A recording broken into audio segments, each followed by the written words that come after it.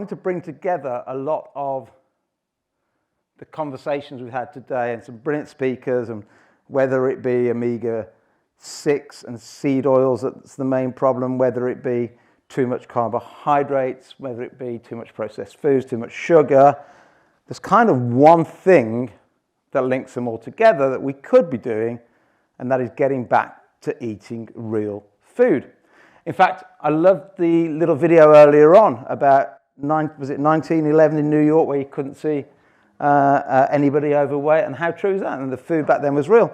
I wrote about the same thing, but in a different way, and that was last year.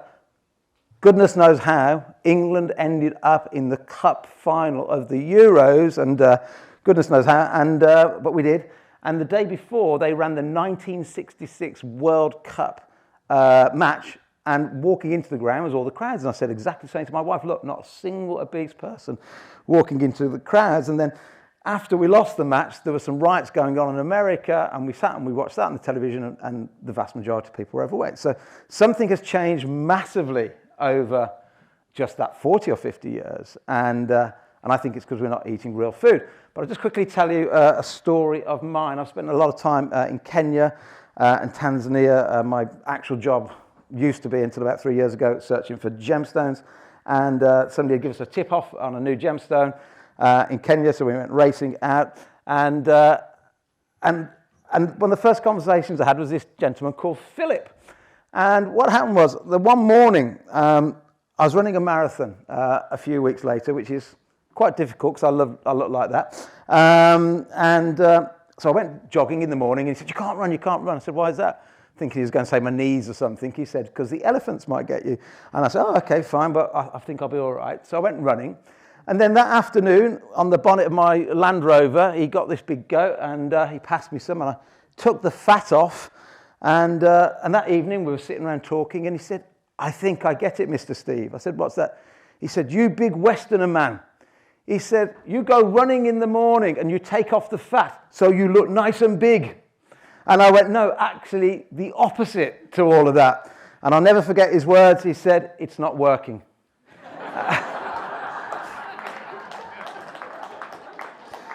It's not working. And what was it Einstein said? Do the same thing repeatedly, expect different results, you're a bit of an idiot, basically. And that was my life. I was probably an addict to lots of different things, probably still am. And I was getting up every morning, jogging, running, taking sports drinks, but I was really healthy because I was having orange juice, feeding all my kids orange juice. We're having baked potatoes in the evening because obviously they're really, really healthy. All the cereal boxes in our house, all of them had some health message on it. We didn't have the rubbish ones, of course, and on and on and on. And yet I was really, really rough. So he told me that it's not working. Then my wife, after about 7 years, said, child number 7's on the way. And I thought, oh, crikey, I'm going to be 50 years old with a 1-year-old, and I don't think I'm going to last much longer. Everything was hurting, lots of side effects going on. And I think things need to change. So that was rather large me through those years. Louis, that's my family. I always like putting that on. You have to guess which one's the wife, which one of them. So I stepped back from my companies and enlisted the help of a couple of doctors, personal trainers, nutritionists. And the first one that I spoke to said, you actually are technically obese. Now, I didn't see myself as technically obese, but I was technically obese, and yet I was jogging, I was exercising, I was doing lots of adventures and all sorts of things. So I stepped back from my work, and I started to research and study and read, and the more I read, the more furious I became, because it wasn't I was lazy, it wasn't I hadn't got willpower, it was just the fact I'd got all the wrong advice. And then I went on to record some great podcasts with many of the brilliant people that are in the room, wrote a few health books, and you know, these books were quite long, with lots and lots of detail in it, and most of it's still relevant and right. But I've come to realise, and I've been told to make it quick today, so actually it's probably a good thing the advert's not working. I've come to realise that actually you can put this all together and explain it in a fairly straightforward way. So I want to talk about what I believe is the root cause of chronic illness. And I'm no doctor. I feel like a bit of a fraud standing up here, to be absolutely honest, because I'm just quoting the work of most of the brilliant people in the room. But I've tried to put it in a way that is kind of easier for most people to understand. And I believe that there is a root cause to the 5 major causes of death, or premature death, around the modernised world. I think there's a root cause to it. It's quite interesting that they're not the same 5 causes of early death 100 years ago. So if we looked at that photo in New York earlier on, or maybe 10, 20 years before that, it would have been polio, diarrhea, it would have been typhoid, it would have been tuberculosis and pneumonia. You know, we don't probably worry about those today. And yet if we had a room full of people like this 100 years ago, all the things we worry about, they would probably never have heard of. So what is it and what's going on, and can we do anything about it? Well, the good news is there is a happy ending. Otherwise, we wouldn't be here. Why am I passionate about this? I lost my granddad very early. In fact, my auntie died in her, that's my grandma, she died in her 50s, and so did her daughter die in her 50s. Really sad. I said this 2 years ago, so I'm sorry for those that were here, but it still niggles me. My kids were being taught by this amazing piano teacher, Cole, only in his 30s, played for the Queen, one of the most humble, beautiful piano players ever, died of cancer. But, you know, we've all been, let's not get there straight away. But we've all been touched with, all got our own stories. We all know people that have died early and needlessly, and mainly because of the wrong information.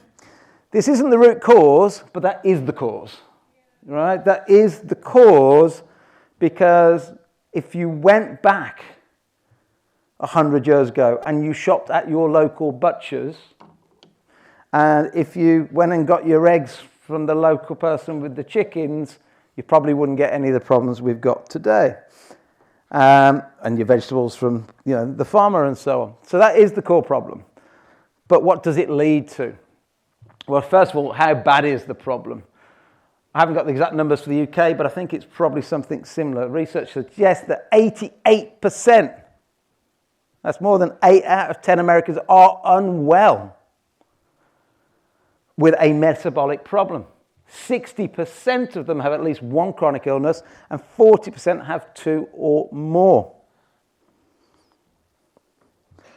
I'm passionate about this as well because my dad has got diabetes type 2, and all my mates out here know that I'm just totally in love with my father. He's the most amazing man I've ever met, and that hurts. And my mum's got Alzheimer's.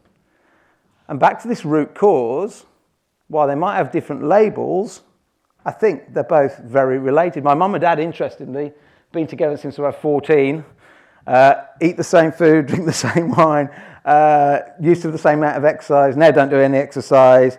But this disease or this root cause has manifested one way in mum, different way in my dad. Now, a lot of people tell you that it's because we're living longer. Well, that is not true. We're not living longer. Statistically, if you took out childbirths in the 1870s, a male adult alive in Great Britain, a male adult taking out childhood deaths alive in the 1870s had a longer life expectancy than today. Go and figure that out when we've got clean water, when we've got vaccines, when we've got penicillin, when we've got a great NHS. Go and work out what is going wrong.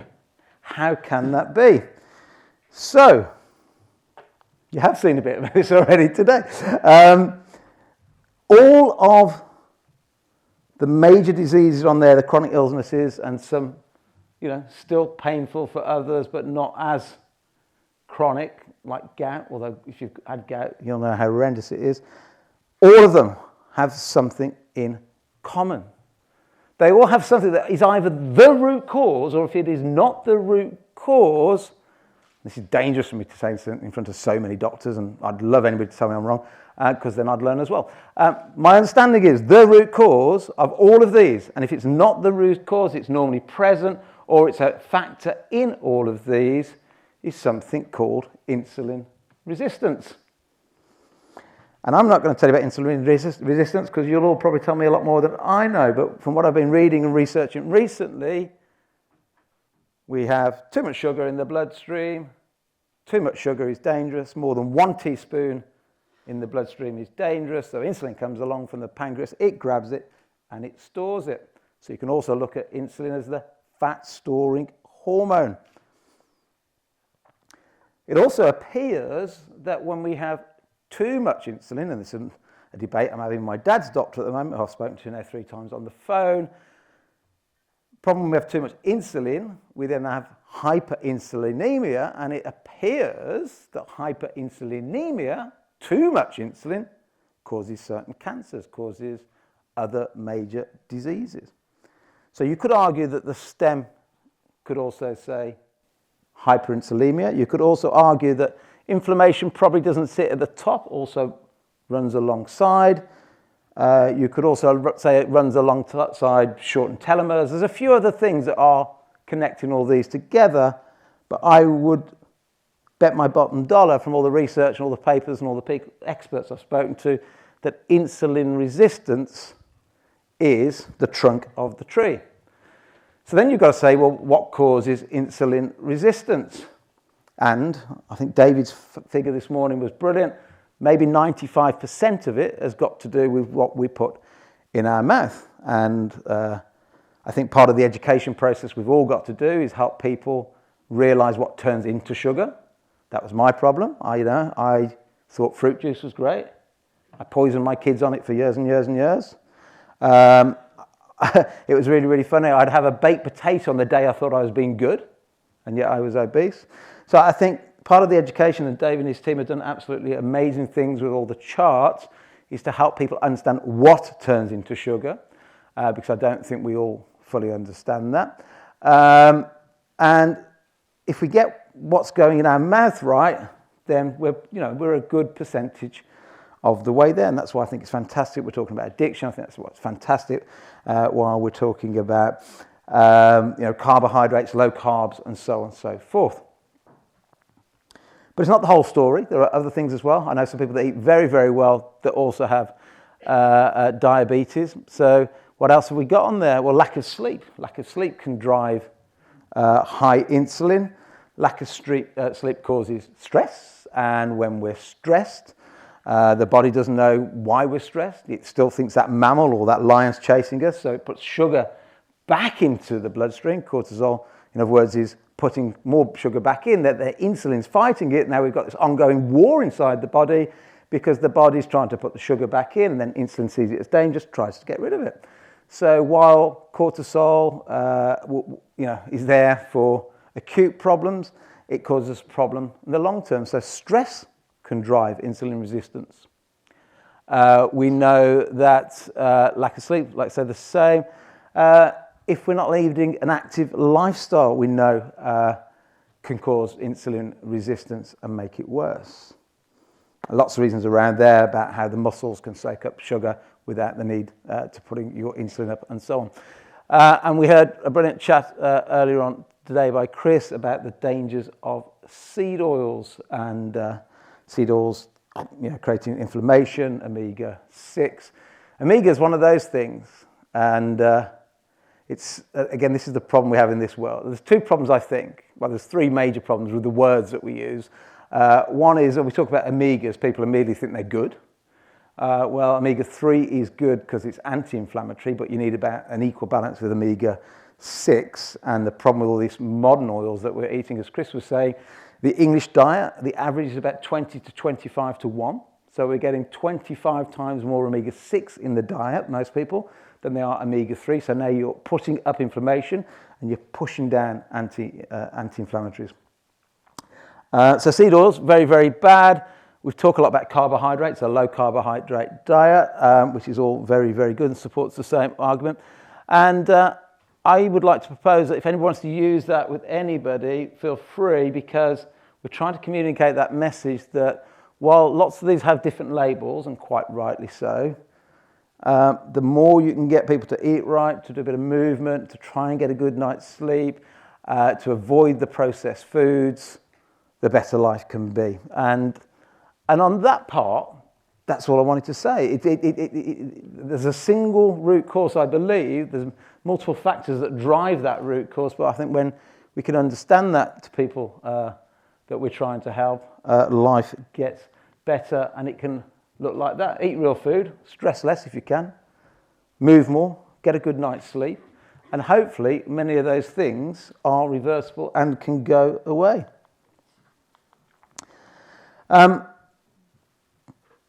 So when I learned all this a couple of years ago, I was with Sam, and Sam moved us to, as a family, support the PhD financially.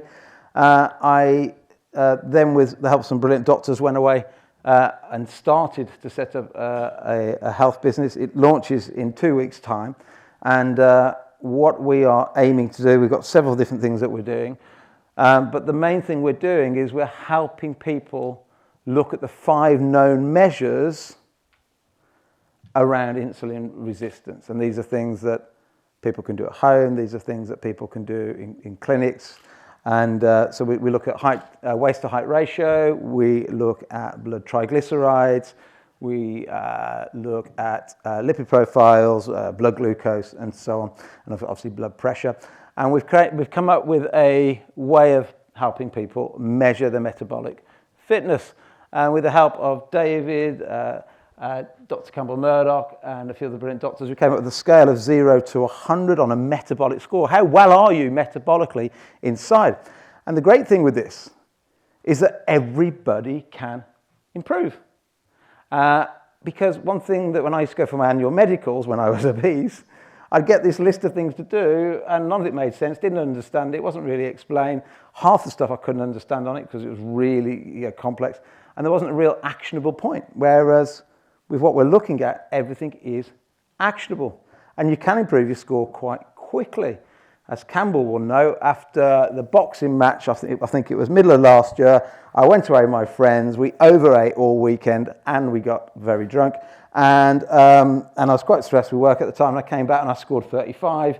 So I knew I had to behave for a few weeks and really get my head down and do some exercise and stop eating all the rubbish and have no alcohol.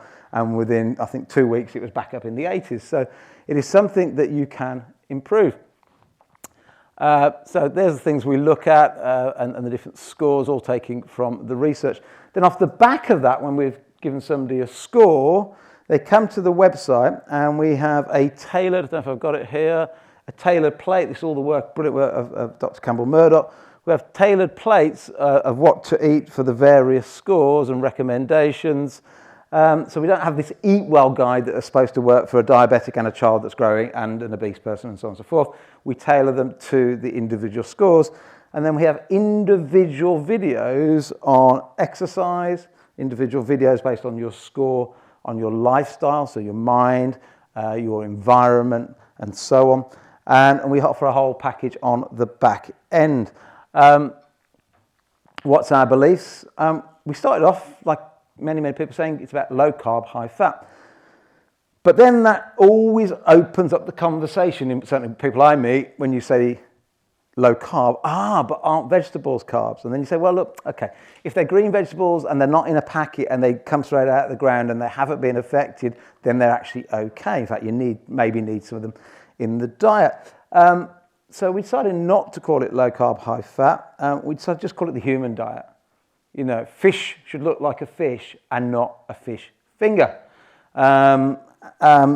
You know, my wife still will argue with me till she's blue in the face because it's the smallest thing that goes into my son's lunch pack, that this stringy long fruit thing actually is fruit and can't be that bad for him because it hasn't actually got any written nasty chemicals on the back. And I say, but does it look like a strawberry? Because it's supposed to be strawberry flavoured.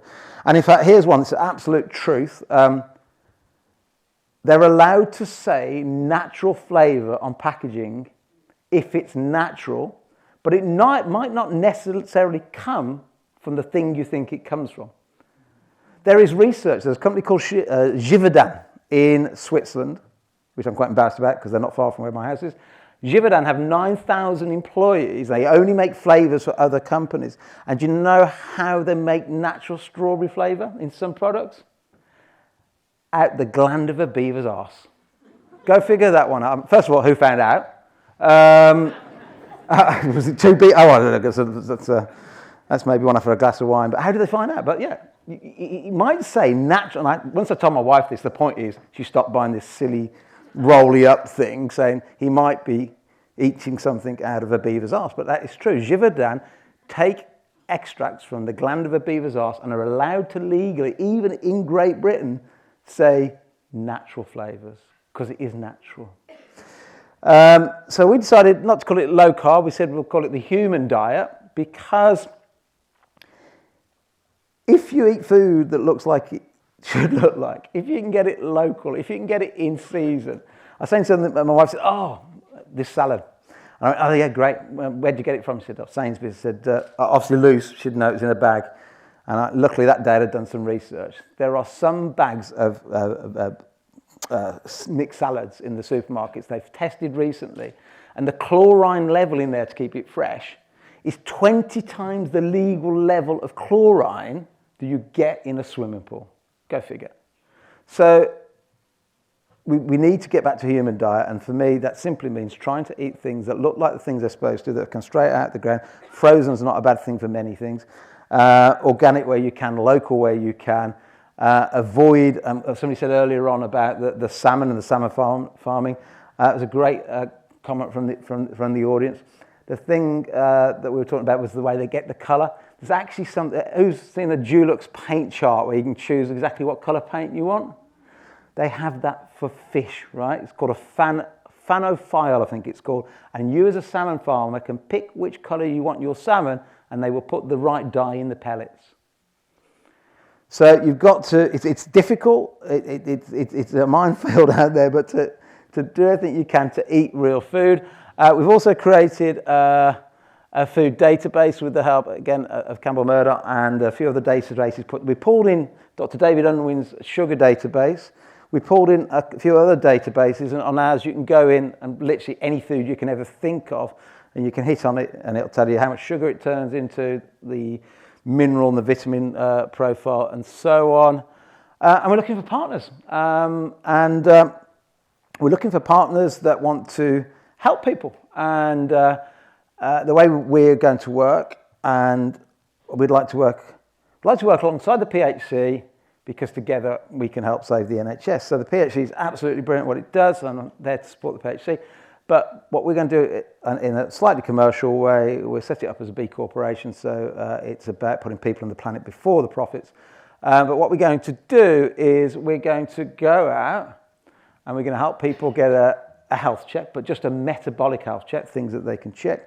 We call it the HRM, the Health Results Metabolic Score. They'll get a score, and with that score they can go to the website and learn lots more information. We've got online courses around weight loss. We've got online courses about reversing diabetes. Been talking to some doctors about doing some online courses around fertility and all sorts of things. So they come back to the website. We're also looking for retail partners like chemists or opticians or anybody where they might be able to do a health score on site. And then we're looking to work with a lot of coaches, so some people that have already got coaching qualifications that just want to share the knowledge, basically. Because together, you've seen, I mean, just pick either obesity or diabetes, something has to change. That is not right because of that corporate greed slide and that lack of knowledge, that those people walking around in 1911 eating real food, it's not right that today the same people walking around in New York, probably many of them like me, constantly on a diet, but with the wrong knowledge, probably going to the gym. I mean, people say it's because we were all lazy. I wasn't lazy when I was obese. I was exercising way more than I do today. Way more than I do today. In fact, we've got more gyms than ever. Look how many pure gyms there are. There's over 200 pure gyms. There's over 200 the gyms. I can't remember any Virgin Actives. More people are exercising than ever. You see more people jogging than ever. It's not that we're lazy. It's predominantly we're eating the wrong food and we're not eating real food. So together we're looking to build, that's all the different measuring things. I'll just quickly go through. Oh yeah, and then there's an app. So the consumer then has the app. All the data goes in the app and they get their HRM score. We've also been working with Christian Daly, ex-international Scotland football player, on a range of exercises. Also James Cracknell on a load of exercises, because we also think people are exercising wrong. We've got exercise as wrong as we have diet, And the basics of exercise, the good news for most people when I tell them, is you've got to do less, in the sense of less intensity most of the time. It's no point beasting yourself if you're trying to lose weight, because if you're beasting yourself, your heart rate's too high, and if your heart rate's too high, you're not in fat burning mode anyway. So yeah, that's what we're all about. How am I doing for time? Because I know... Yeah, so it's five past. Couple of minutes. A few of you asked what we did the other day. So we went up to Glasgow because we wanted to do a few experiments on the human body, and John, who's over there, Ali, who's right behind, myself, James Cratnall, and my son-in-law decided to cycle from Glasgow to here and to see what happened if we did it without any food. It wasn't an original idea. This was Ian Lake's idea a couple of years ago, and we all did the same thing with Ian Lake. And we just wanted to repeat the exercise, maybe take a few different measurements and so on. And that's the carb creep. I had put a bit of weight on before we did it, so I had an alternative motive, a little bit of carb creep going on. And I'll share all these another day, and we're doing a whole full long documentary. We had the drones up in the sky, and we had cameramen doing all sorts of things. But some really interesting things. We looked at our weight, body fat. We looked at our glucose, ketones, resting heart rate, the heart rate in the mornings. We also, certainly John and I, took all the measurements around our triglycerides. We took all the measurements around HDL and so on and so forth. So we actually know our HRM score, how that performs throughout the week. And we'll share all that information shortly. And we all had different techniques. John, because he's an out-and-out cyclist and as a monster, would go to a hill and would go fast as he could. I tried to do the opposite thing, which was slow down, keep my heart rate really, really slow. And we've all got different experiences from it that we'll share another day. Yeah, you're all brilliant. You're all fantastic. You just enjoy the rest of the conference. But together, what Sam and the gang here at the PHC have pulled together, I think can really, really make a difference. So thank you all very much.